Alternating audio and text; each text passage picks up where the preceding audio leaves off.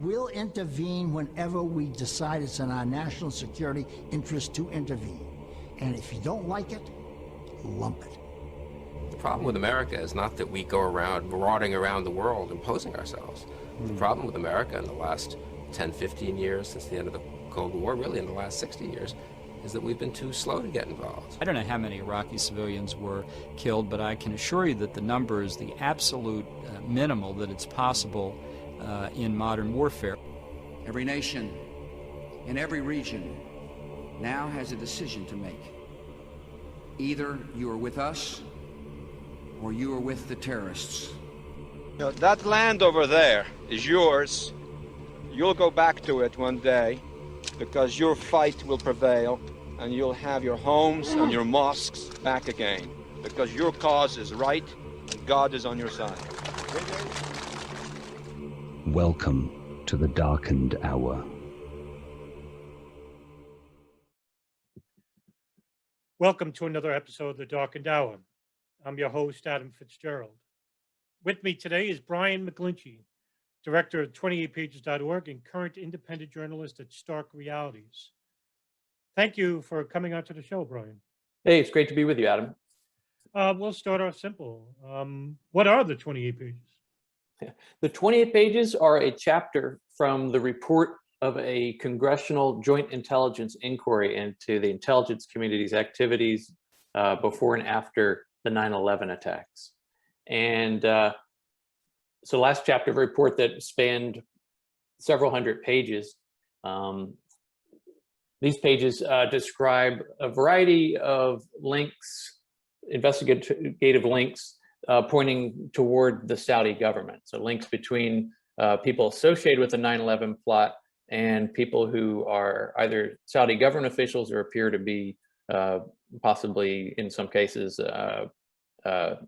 agents of the Saudi government. They're working for them. And yeah, they were classified at the insistence of the Bush administration. Does the 28 pages recognize other foreign agencies such as Israel or Pakistan involvement with the monitoring of the hijackers, or is this strictly a Saudi investigation by the JI? This chapter is specifically about Saudi government links. I mean, there might be just an incidental mention or two of maybe, I can't remember, like the United Arab Emirates, for example. Right. But yeah, contrary to speculation, there was so much speculation while they were secret. That's the nature of classification. Where people were thinking, who is it? This chapter is pretty much exclusively about Saudi government links to the attacks. Yeah. The 28 pages were actually mentioned by 60 Minutes in 2016 when former 9/11 Commission panelist John Lehman was asked if there were names in the documents, to which Lehman responded, quote, "The average intelligent watcher of 60 Minutes would recognize them instantly," end quote. Who is Lehman referring to? He was referring to, as some of us guessed at the time, Saudi Prince Bandar, who was the Saudi ambassador to the United States at the time of 9/11 and the time leading up to 9/11. And he's also a close confidant and friend of George W. Bush and the Bush family. To the extent that Mrs. George H.W. Bush, Barbara Bush, right, called him Bandar Bush, like he was part of the family. Yeah, that friendship lasted many years. Also, just to follow up on Bandar bin Sultan, he was actually friendly to other administrations, but with the Bush family, he had a very close connection, and I think as well as with the bin Laden family. Especially with Salim bin Laden, the older brother of Osama bin Laden and one of the more astute businessmen in the bin Laden Saudi bin Laden group, which is the largest construction firm in Saudi Arabia. Mm-hmm. In regards to the redaction of the 28 pages, the redaction came about from former President Bush, who exclaimed that releasing the material would, quote, "reveal sources and methods that would make it harder for us to win the war on terror," end quote. Would that be a valid defense? If not, why? Well, that's the usual go-to defense anytime the government wants to keep anything secret. It would expose sources and methods and put people at risk and so forth. it should always be greeted with skepticism. And I think the 28 pages, once they were declassified, just reinforced that they deserve skepticism. No, I mean, once you read the 28 pages, which people can do at 28pages.org after they were released in 2016, I mean, you really didn't see anything in there that was indicative of sources and methods that I saw that would have done that. It was pretty clear that this was purely intended to just shelter the Saudi government from any scrutiny. In July of 2016, the federal government released a document called File 17, which contained a list of 36 names, mostly Saudis who have some connection to the 9/11 hijackers, which much of the information was based on from the 28 pages. Can you elaborate further on that? Yeah, that's an interesting precursor. There was a drive at the time ongoing to release the 28 pages and to press the administration, the Obama administration at the time, to declassify them. The document 17, as we call it, that was an interesting precursor to the release of the 28 pages. At the time, there was a drive ongoing to release those pages and to press the Obama administration to do so. And at the time, Kathy Owens, who was a 9/11 widow, she had been following up herself. She's been very active and done interviews and so forth. She'd been following up herself, pressing the National Archives, which was conducting its own declassification review, on a separate appeal process, pressing them, for status. And a National Archives employee directed her to this document 17, which had been quietly, declassified, just kind of posted out there on the internet by the National Archives, but without any announcement. Hey, here it is. So she notified me of that, and sure enough, it was a very interesting, again, precursor to the 28 pages. You definitely see some overlap between the two documents. It just lists dozens of people of interest, essentially, to investigators who were looking at various ties. They range from students in the country, the dry run the apparent dry run during a commercial airline flight where two individuals were appeared to be testing security and attempting to enter the cockpit and exploring that avenue, to Navy officers of the Saudi Navy with suspicious behavior in the San Diego area. Just a whole raft of intriguing names and people. Yeah, well, that was going to be my next question, actually, because in November of '99, you had an incident involving two Saudis, and that was Mohammed al-Qutahin and Hamdan al-Shalawi, who were on the American West flight from Phoenix to Washington. And Qutahin was reportedly trying to enter the cockpit, thinking it was a bathroom, twice. Meanwhile, the FBI field office out of Phoenix exclaimed that this was later a dry run for the 9/11 attacks. I was going to get your thoughts regarding that incident. Yeah, and I mean, of note, they were en route to an event at the Saudi embassy in Washington, so their flight was paid for by the Saudi government as well. Yeah, so at the time, after they were investigated for this, they were holding themselves out as victims of Islamophobia. But and I'm not one to quickly dismiss such things, because I've definitely seen an increase in Islamophobia in the wake of 9/11. However, when you scrutinize this and look at it and look at their activities after this incident, you see that it looks very much like they were attempting to test security and learn things for future flight. There's a lot of incidents that were basically almost underreported, but at the time when they happened, they were given little attention and were investigated by the FBI. But one such incident involving Saudis and the hijackers, of course, is the prominent meet between Omar al-Bayoumi and Osama Basnan. And who are Omar al-Bayoumi and Osama Basnan? Osama Basnan was these are individuals in California, both of them. Osama Basnan was identified by the U.S. government as an extremist who had apparently bragged to an FBI informant that he was even more helpful to two of the future hijackers than Bayoumi was, who we'll talk about in a second. He one time hosted a reception for the blind sheikh, so-called, who was later convicted of plotting attacks in New York City.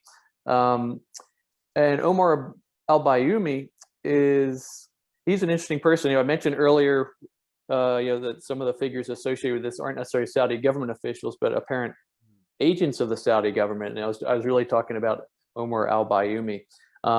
He lived in San Diego, and he gave quite a great deal of assistance to two future 9/11 hijackers. And these are two of the hijackers that are really essential and most central to the story in terms of trying to unravel apparent links between the Saudi government and the 9/11 plot.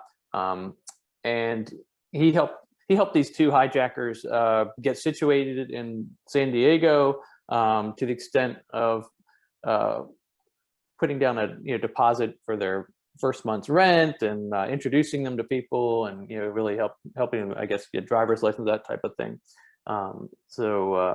And we talk about him being an apparent agent. He had a no-show job at a Saudi government affiliated aviation company in Southern California. By no-show meaning he was on a payroll, but nobody ever saw him there at work. So he's just getting this payroll, these payments.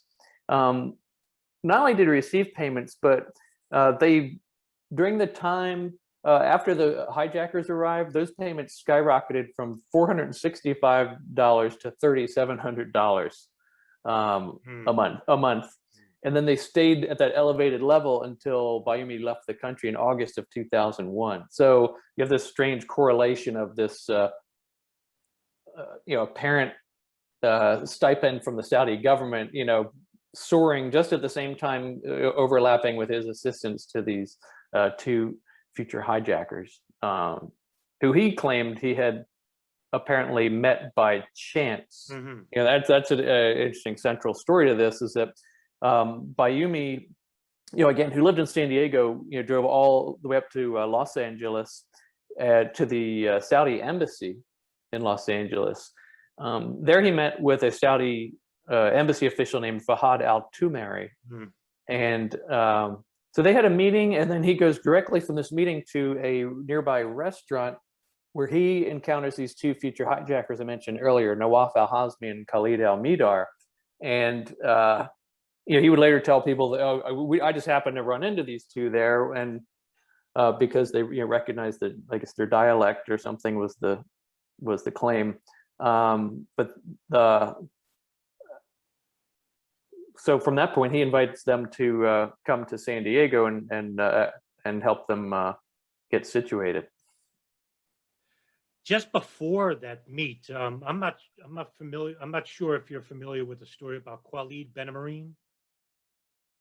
The name is definitely familiar. You have to, this was a Tunisian cab driver. Yes, that was ordered by Fahad al-Tumari to pick up two Saudis, but Fahad al-Tumari didn't mention the names of the two, and then when Khalid Ben-Amareen actually picked up the two, he drove them to the mosque, which was the King Fahd Mosque in Los Angeles, California. And later on, the FBI actually interviewed Khalid Ben-Amareen, and they showed him 30 photographs, and 19 of those were the hijackers of 9/11. And he picked out the two men that he picked up. There was Khalid al-Midar and Nawaf al-Hazmi. About a week or 10 days later, Robert Mueller ordered the investigation to be shut down, and they deported Khalid Ben-Amareen back to Tunisia. It's just another example of the FBI trying to investigate these incidents involving Saudis and they're stopped by their superiors. Is this a consistent theme regarding what we saw after 9/11? Yeah, I mean, absolutely. At every turn, from an investigation like that to the 9/11 Commission, you see,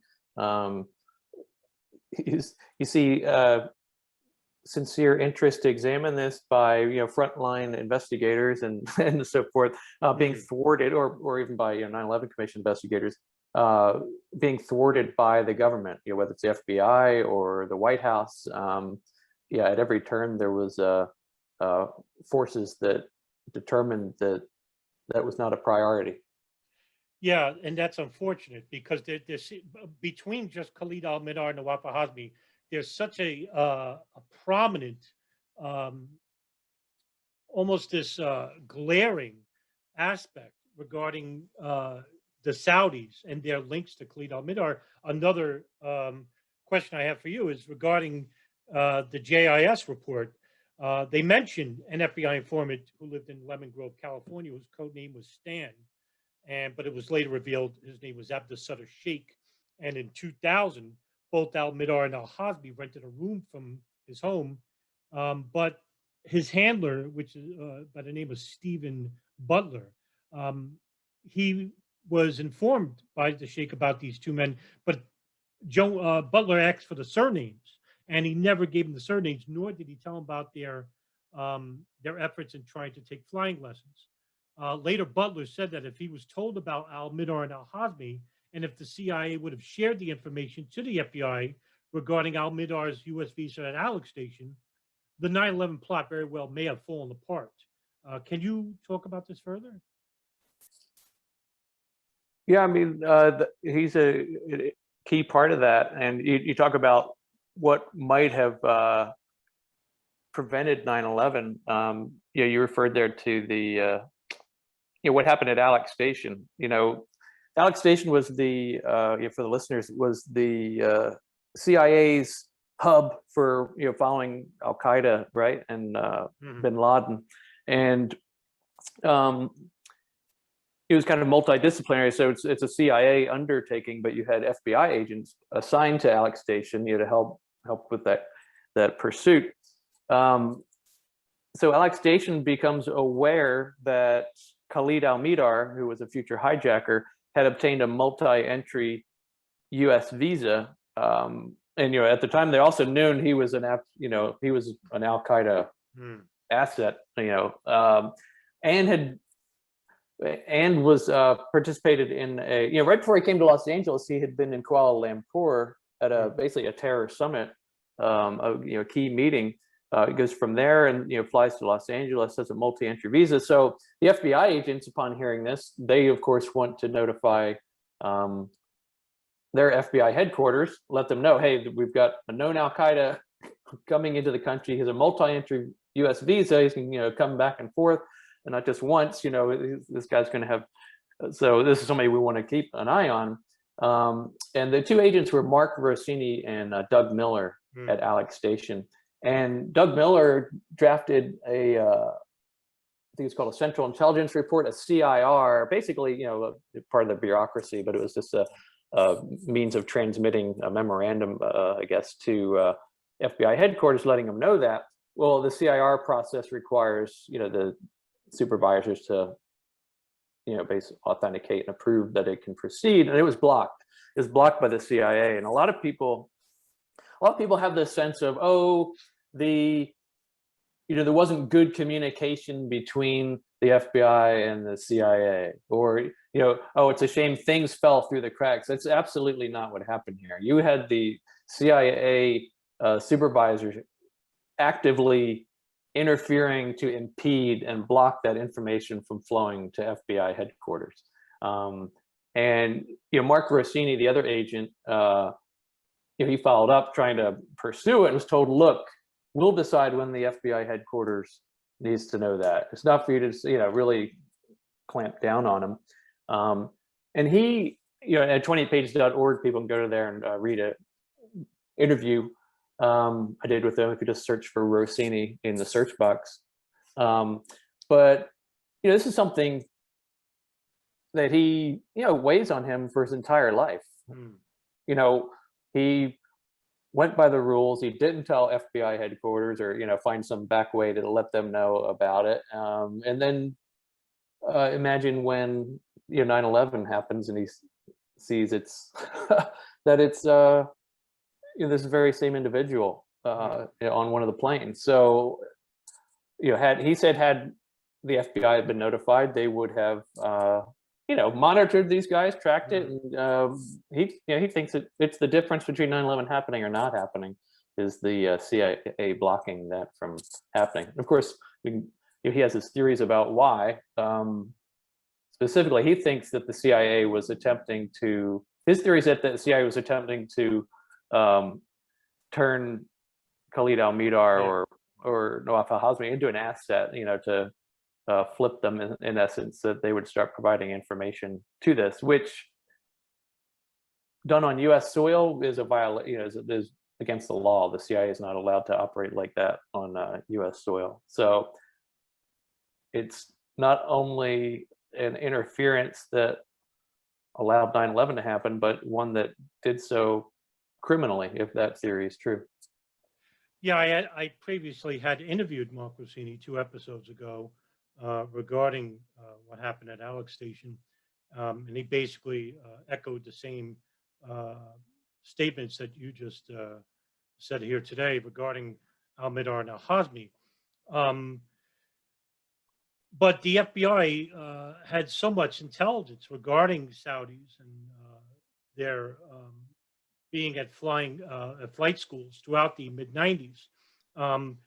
There's also a prominent FBI file commonly known as the Phoenix Memo, which was reported information from an insider informant named Henry Ellen, who was an Islamic convert and later went by the name Abu Yusuf, and reported back to his handler, Kenneth Williams, about suspicious Arab males who held vitriol for America and taking fly lessons in 1996 and 1997. One name he mentions is Hani Hanjour. Can you explain further what the Phoenix Memo entailed? Yeah, it was a memo written by Kenneth Williams, who's now retired FBI agent, basically alerting headquarters that he's observing something that he thought merited further investigation nationally. He recommended that the FBI, start putting out feelers, making contacts with flight schools across the country to see if they were seeing a pattern of I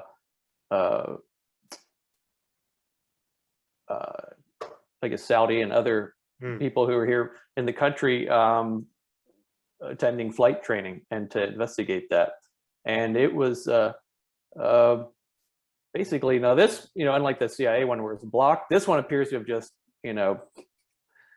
gone into the bureaucracy and withered, but again, this is a very pointed warning that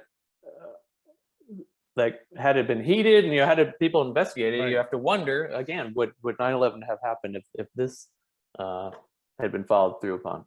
It's almost like it was ignored altogether, like many other prior FBI reports.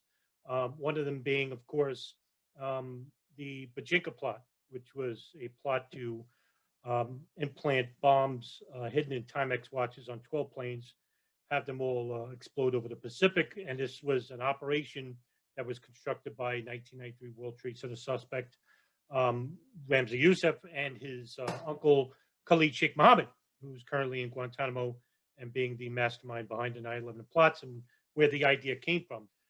The Philippines investigator Rodolfo Mendoza actually interrogated Abdul Hakim Murad, who was an associate of Ramzi Youssef, and basically alleviated to his interrogators about the details of the plot. And it was manifold. It was an assassination attempt on Pope John Paul II, who was to visit the Philippines, and of course, hijacking one plane and crashing it into CIA Langley headquarters. And I think that's where the idea for 9/11 originated from. And that warning actually we shared with the FBI, and the FBI, of course, right in the wind. So, of course, why am I bringing this up is because you had National Security Advisor Condoleezza Rice, who went before the 9/11 Commission and basically said, we had no idea they would use planes as weapons. Well, you had prior intelligence coming from the FBI showing you that there was even years prior, talking 5-6 years prior to the attacks, that yes, there was suspicious admirals that were attending flight training schools. So there seems to be quite an enormous amount of Saudi involvement, whether it be indirectly or directly. So my question to you is, why is the United States protecting the Saudis instead of prosecuting those affiliated with the attacks?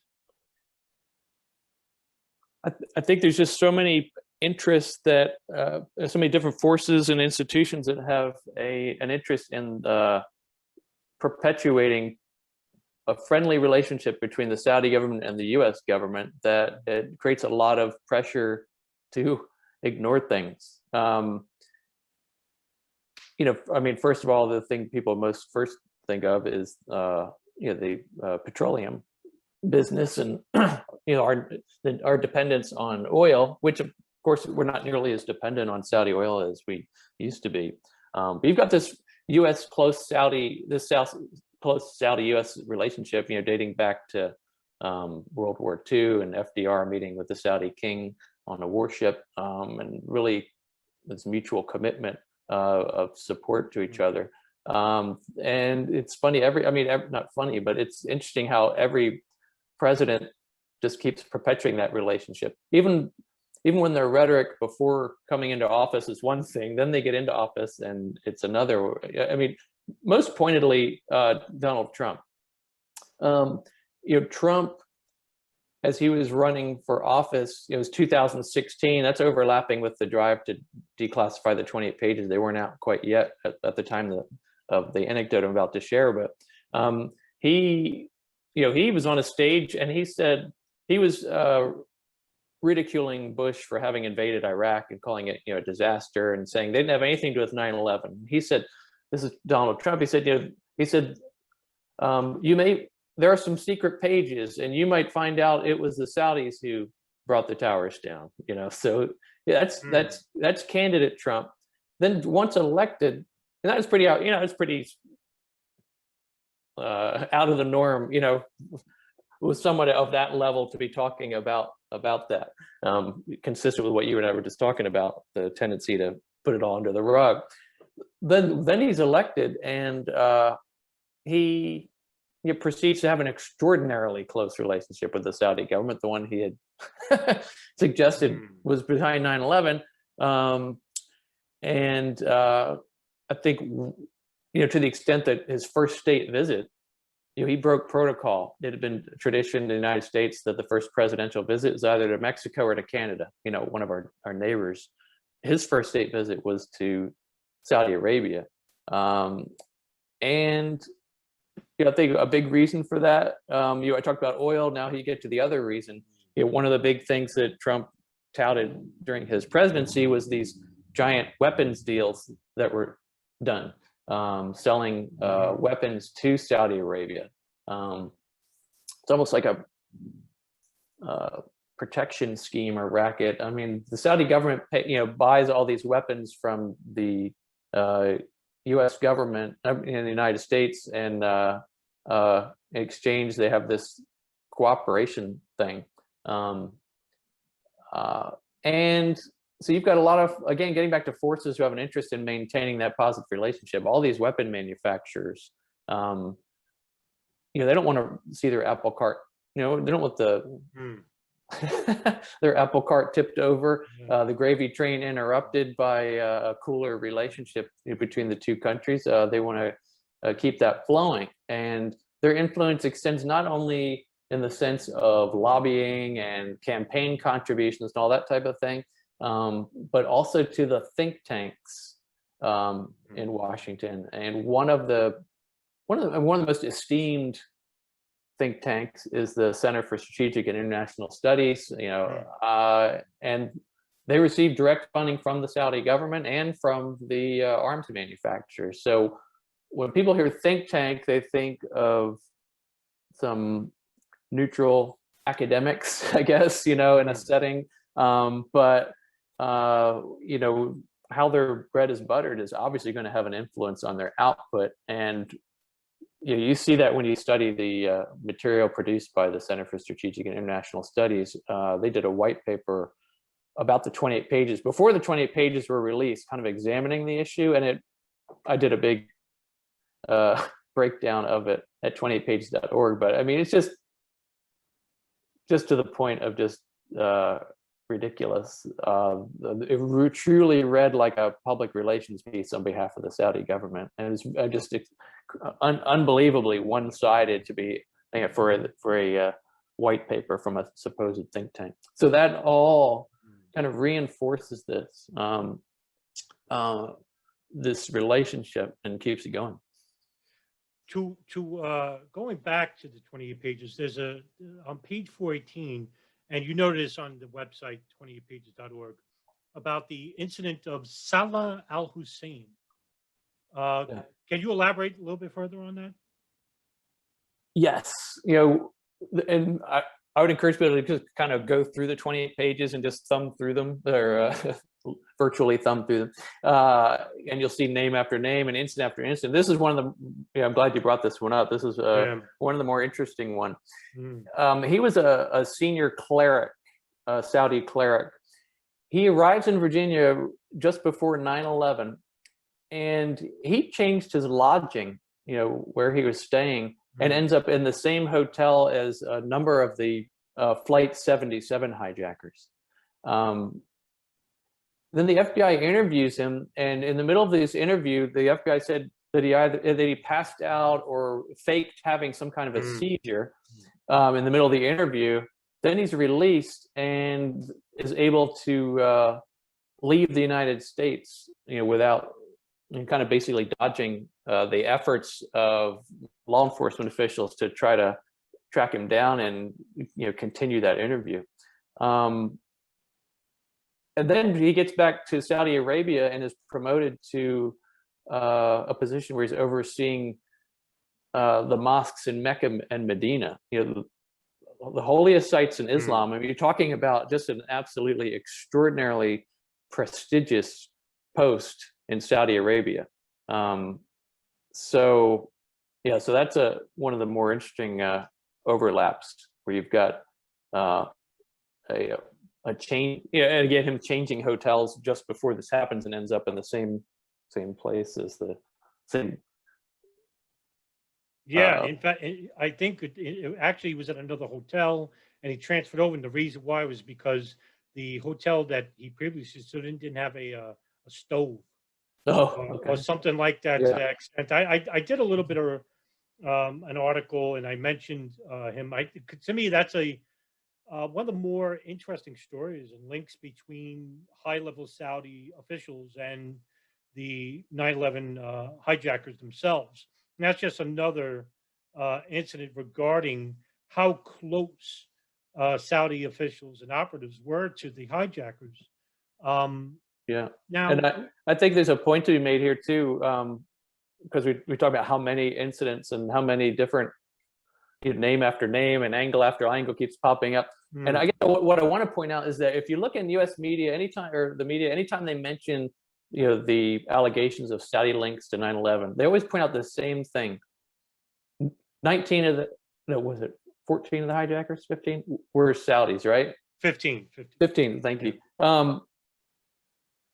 I've written a couple hundred articles at 28pages.org. I never put that in a single article because it's the least important aspect. Not all 19 could have been from Ireland, and this case would still, the allegations would still be as material, because what you're talking about is assistance and facilitation. It doesn't really matter the nationalities of the people who did it. I mean, obviously there's a connection. Obviously that's something, but in terms of the case, a lot of U.S. media reads like the case is about the fact that the 15 to 19 hijackers were from Saudi Arabia. The case is nothing about that. And when I say case, I'm referring to the civil suit that's ongoing between 9/11 victims and the Saudi government. yeah, it's so much beyond that. It's, you know, angle after angle and connection after connection between, you know, people associated with the Saudi government, people associated with the plot. Right. There was another interesting incident. I wish I could remember the names of Saudi princes. After 9/11, they were found killed. One was actually, I think, one was dead in a desert where he died of thirst. Another one was, A heart attack. yeah, was it a heart? I think it was said to be a heart attack. Can you elaborate on that a little bit? If I recall, and I can't remember who the FBI had interviewed, it might have been Abu Zubaydah. I can't remember. But the FBI, you know, somebody associated with 9/11. Yeah, I think that's right. I think that's right. It was Abu Zubaydah. That's right. Okay, so he had contact information regarding some of those princes. Yeah, right. And so shortly after, he kind of elevates these names to people of interest. You know, one was said to have died of a heart attack. The other was said to have died of thirst in the desert, you know, shortly after these are. So, yeah. So dead men tell no tales is probably what happened there. Sure. The thing is that it was really not, I mean, to me, it's a great link into, you know, here you have an Al-Qaeda operative with names of prominent Saudi princes, and then all of a sudden, all three turn up dead. Right. And so it's just a matter of convenience. Again, yeah, like you say, dead men tell no tales. To go a little bit about into the civil lawsuits that are coming out after this, one of them is the JASTA Act. What is the JASTA Act? JASTA is the Justice Against Sponsors of Terrorism Act. And it was many years in the making, and it was finally enacted in the fall of 2016 over the veto of President Obama. It was Obama's only veto override of his term in office. And it modified something called the Foreign Sovereign Immunities Act. It basically modified U.S. law to make clear that and clear a hurdle, a legal hurdle that had been put in the place of 9/11 survivors wanting to sue the Saudi government. Now, the JASTA doesn't mention Saudi Arabia at all. It just says that basically there's something called sovereign immunity. The presumption is that you can't sue foreign governments. So then really what you come down to is allowing in certain cases, what are the exceptions that allow you to sue a foreign government? JASTA makes clear, yes, you can sue a foreign government for their alleged sponsorship of terrorist acts that occur on US soil. So that's what the act basically says in a nutshell. And so it cleared the way for this civil suit to proceed, which is 9/11 victims, you know, people who were there and injured and so forth, or, you know, from the following, all the health hazards that, you know, emerged after 9/11, victims, family members, and also insurers, of course, have a huge interest in this as well, since they were, you know, paid out untold billions of dollars in claims on this. So, so they are suing the Saudi government. It's an extraordinarily complex case and an extraordinarily slow case as it grinds through the court system. I mean, it is underway. You know, I guess the main action right now is in the discovery phase, where they are interviewing, you know, various people. And also, you know, discovery phase also includes the production of documents. And here the FBI and the U.S. government in general continues to resist, you know, releasing documents to this case. You know, some are released, but you know, there's just a report this last week about I guess another batch that were denied in the case by the FBI. So it's a very I guess a slow grind of a case, because there's various motions back and forth and challenging of, you know, what should be admitted and who should be interviewed and what documents should come out, and then each period between each process of that, you know, these filing of a motion and then a response, you know, months at a time. So you know, I recently saw one of the attorneys for the plaintiffs kind of lamenting the fact that his plaintiffs are starting to die now. I mean, we're going on 20 years since 9/11, and they've been pursuing this ever since that. I mean, this JASTA cleared that final hurdle, but it would already it'd already been kind of working through the courts before that. So for these 9/11 families who have been trying to pursue justice, get some measure of justice, it's kind of heartbreaking to watch them experience their own government apparently, ostensibly siding with the Saudi government in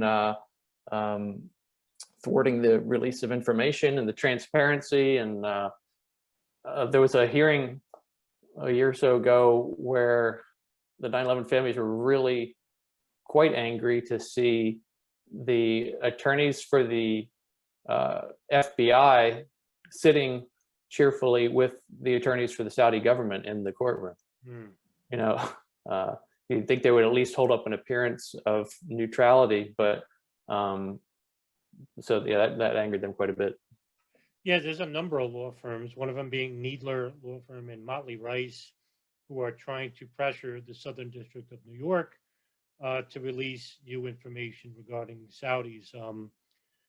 But it just seems that we have many prominent congressional leaders with the Israeli lobby or the AIPAC conference, but not many people are aware of the Saudi lobby. How powerful is the Saudi lobby inside the United States?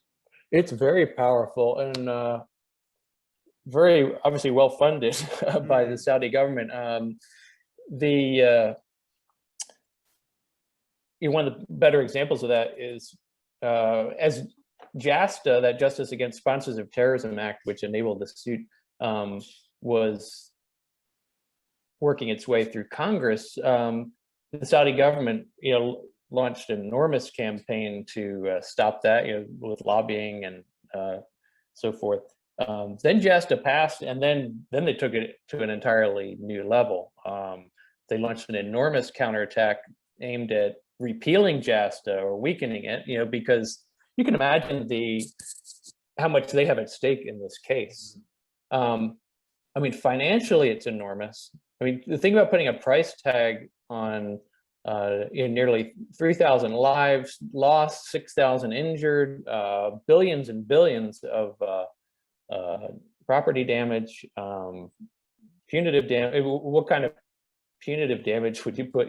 So obviously they have enormous stake there financially, but also from a reputation point of view, and what it would do to rock potentially that cozy U.S.-Saudi relationship if you had unflattering things coming out in this case. So yeah, so they hired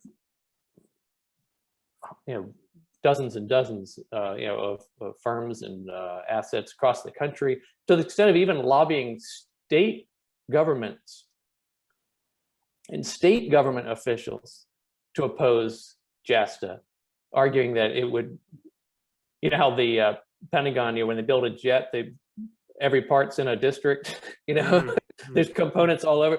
Basically using that every state has an interest in the F-35 or whatever they're buying from us, and other things, and arguing that it would be bad for the state economies if JASTA proceeded. So I mean, that kind of shows you how comprehensive their lobbying effort is. It includes former senators and on their payroll, and yeah. There's a lot of interest involved here and abroad. In the very early period after 9/11, with the advent of the construction of the 9/11 Commission and the joint inquiry into the attacks, where did you get the idea to make the website 28pages.org? From a press conference I saw. It was the summer of 2014, and I just happened to see a video of a press conference being led by Congressman Walter Jones, Congressman Thomas Massey, those are two Republicans, and Stephen Lynch, a Democrat from Massachusetts,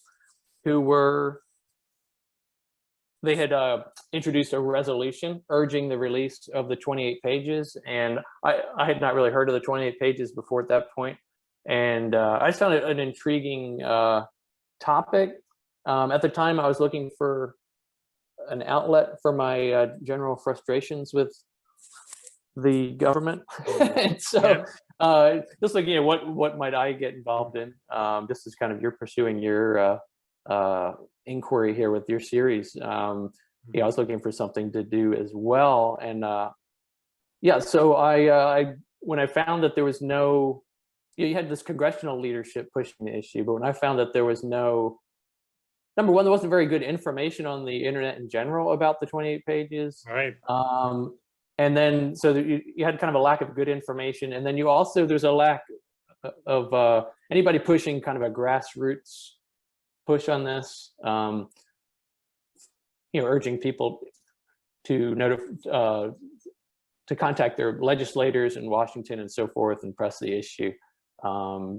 So yeah, so I just decided to launch 28pages.org as a information activism hub for this drive to declassify the pages, and I wanted to make sure it was done right, you know, before somebody else did. I didn't want anybody with an Islamophobic bent to to stake their flag out there and be the one leading the charge on this. And you know, I wanted to create a site that was very rooted in facts and not speculation. That would be a credible source for not only for citizens to learn about it, but also journalists to kind of have resources and so forth to turn to, and then also to use it as a hub to encourage people to get involved and press their legislator to co-sponsor that resolution and build that momentum. And it was also it was a tantalizingly finite goal as well. You know, we all have a lot of things we'd like to change about government. This one seemed like, hey, we can do this one. You know, it's 28 pages. Can we just get these 28 pages? It was like a very targeted topic, targeted goal. So that had some appeal as well. Sure. It's also the prominent website regarding the 28 pages. I've revered your website, revered it very much so over the years, in the same fashion as I revered historycoms.org. No, thank you. Well, yeah, it's very informative. It's very lengthy too. But in regards to, I have to admit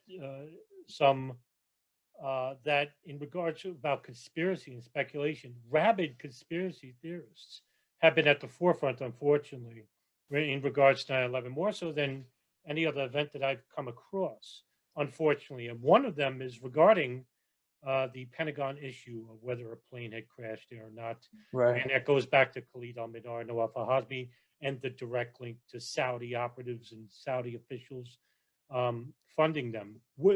The conspiracies that came out regarding the Pentagon issue came out as early as 2001, regarding one book called Le Pentgate, written by Thierry Masson, suggesting that the hole that was the impact hole of the Pentagon was only 16 feet, and it was blocked off by the firemen's foam that was covering the first floor, trying to put the fire out near the hole into the generator. The conspiracies that surround that issue of the Pentagon still permeate the truth movement today, the 9/11 truth movement. Does this help agencies like the FBI, like the CIA, in regards to the general public believing the more fanatical tales and not investigating the issues further, not investigating something like the 28 pages further because of this? Yeah, I think all that definitely helps immunize the government against having to become more transparent on 9/11. You know, I kind of experienced that myself when I launched 28pages.org. And I did so, my primary interest wasn't a whodunit or let's expose the real story in that kind of a sense. Mine was coming from more of a foreign policy interest. My interest in the case was, hey, here's a way to expose the hypocrisy of the United States government, where, especially in this foreign policy realm, where the United States government invades Iraq after stirring up all these connections between these false connections between 9/11 and Iraq. Meanwhile, they're burying 28 pages, summarizing all kinds of leads and connections between the Saudi government and 9/11. So that was my interest, just to kind of as a background. So I wasn't quite prepared for when I did that, what I was going to encounter, because when I started writing about it, the people who embrace some of the wildest theories are all commenting on I had to shut down comments on my pages because it was just becoming nothing but all this the oddest of ideas and theories about 9/11. And I respect everybody's opportunity to examine things and look at different angles. That's fine, but the more there's so much odd stuff out there, and I guess I became more and more aware of all of them as time went on. And I guess my favorite was when I learned of the theory of the World Trade Center is coming down by a remote anti-gravity ball. I mean, that was out there. So I mean, we can laugh at it, but back to your question, your point, yeah, it definitely undermines it. I mean, every time I explain to people what I was pursuing with 28pages.org, I always felt this. I always felt I was handicapped, that I always had to work extra hard to demonstrate, hey, I'm not one of the people who is embracing these odd theories. I had to keep saying, hey, this is a legitimate thing. And you've got former Bob Graham, the former chairman of the Senate Intelligence Committee, would thinks that not all this information is being out. So so there is this tendency, if you're pursuing 9/11 transparency, to be perceived as a nut job unless you prove otherwise. So so definitely not helpful to people who have a sincere and well-grounded interest in learning more about the truth of 9/11. That you have all that dynamic in the background. It's just unfortunate because I every day inundated on viral media with the more fanatical tales coming from people who have hijacked the truth movement. Now, this is not a generalization of the whole truth movement, because I've met very responsible, reputable researchers. Of course, yeah.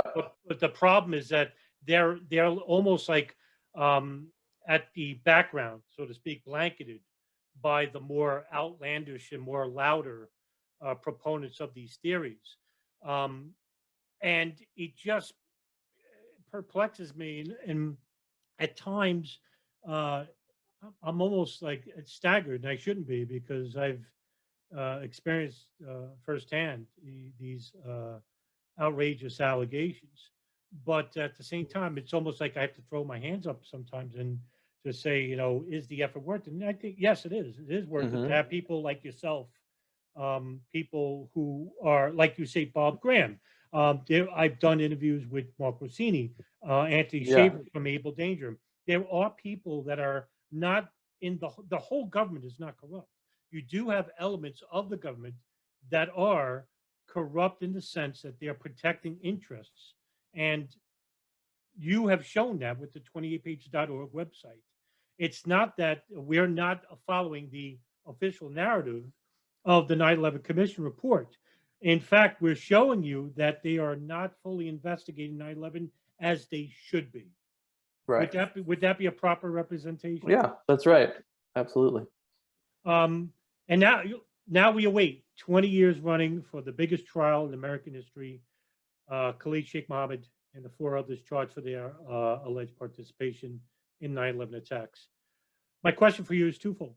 What do you expect to come from the trial, if it ever happens? And why did they not have the trial in New York City as opposed to being held in a military tribunal in Guantanamo? I mean, I can't spell out the underlying hardcore legal reasons and rationales for all that type of thing. I don't know if the case is going to ever happen. We talked earlier about the 9/11 families pursuing justice in a civil case against Saudi Arabia. I mean, 20 years now we're going on, and nobody's been tried for this. All these people in custody. yeah, so I mean, I just don't know if that case can happen. It was just damaged so severely by the use of torture, and by the pursuit of that. I mean, this country has demonstrated the ability to use the U.S. criminal justice system to investigate, try, prosecute, and convict terrorists over and over again. I mean, you've got the so-called 20th hijacker sitting in the Supermax facility in Florence, Colorado right now, you know, as an indicator of that, and you know, many more beyond that. The blind sheikh. I mean, we've seen that process used, and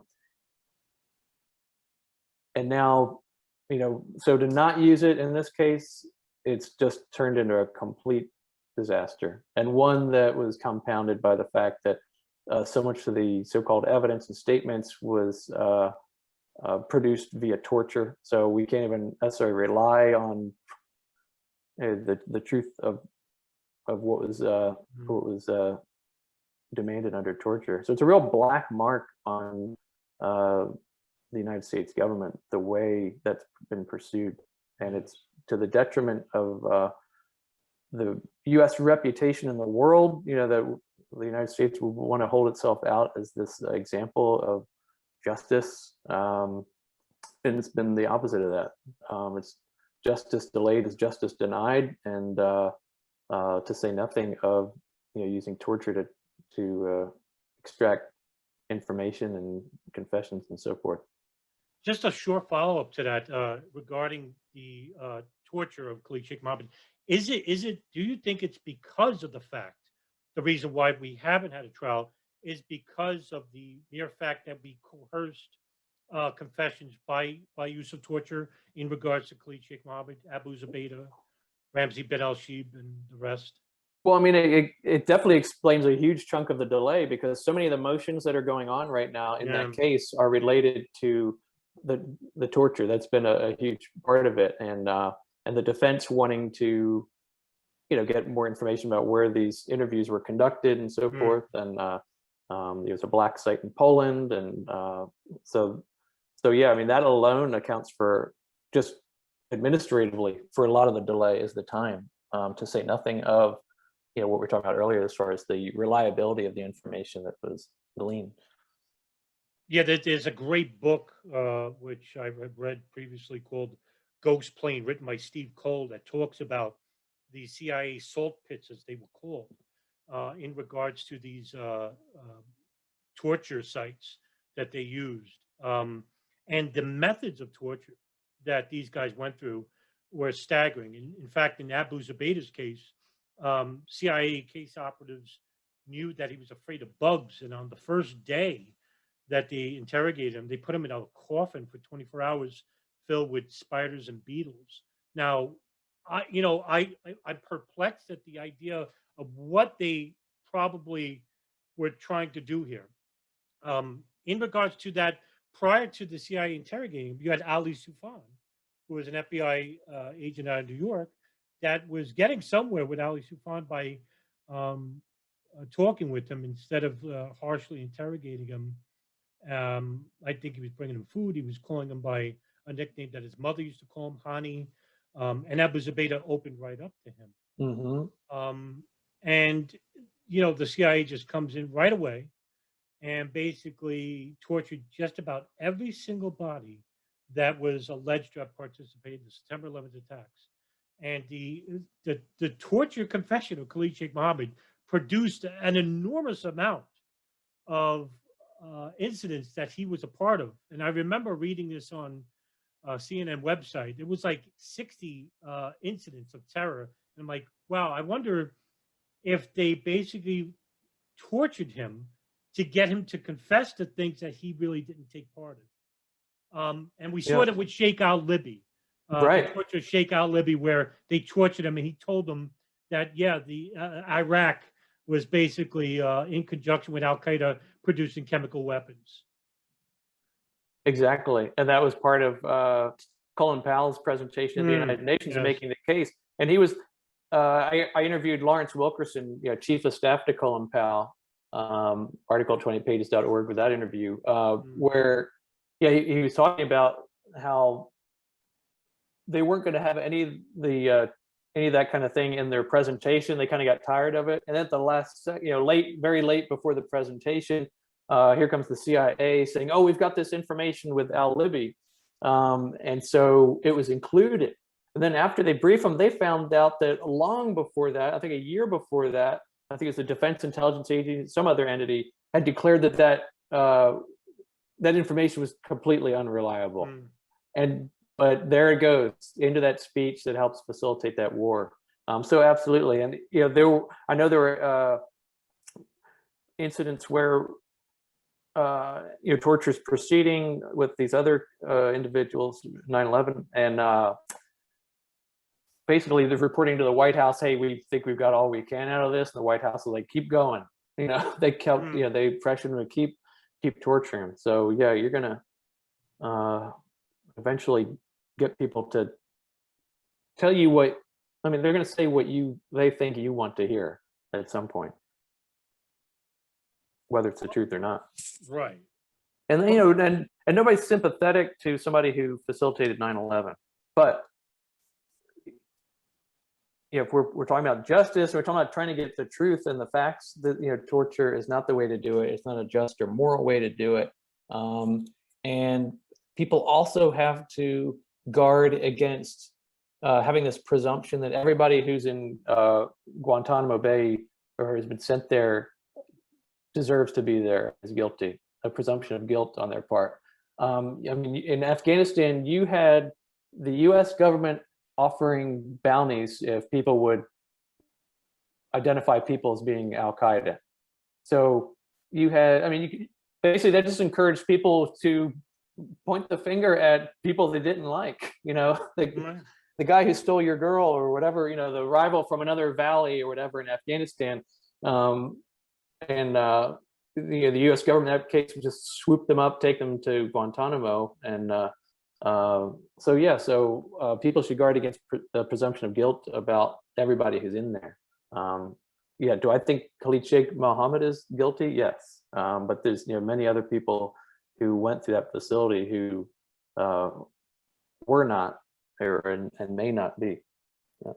Right, and one such example just came out as a movie called The Mortarian, which is the story of Muhammad al-Slahi, who basically was alleged to have persuaded the members of the Hamburg cell, Muhammad Atta, Marwan al-Shahi, Ziad Jar, and Ramzi bin al-Shib, to instead not go to Chechnya, but to go to Afghanistan. And that was the link between the Hamburg cell and Al-Qaeda, allegedly. And it was found out that he had no such invitation to the Hamburg cell. And I think he's in, he's stuck somewhere, and I forgot the name of the little place that he's stuck in, because he doesn't have a passport. But the movie is called The Mortarian. I believe I'm saying that correctly. In which I would tell people to go watch it. It's a pretty fascinating film. It does sound interesting. What is the goal of you? What is the future of your website? What kind of goals do you want to set? And is there do you have any other ideas, or maybe a book that may have crossed your mind? And do you think that there could be, or is it realistic that there could be another independent investigation into 9/11 attacks, one that will look at the documentation and evidence and not be as selective as the congressional inquiries were? Let's see, to answer your first part, 28pages.org right now is basically a static resource that's out there. I'm not adding new content or writing there anymore. I talked to you about how when I launched 28pages.org, it was attractive to me how finite the goal was. The goal was to get the 28 pages released.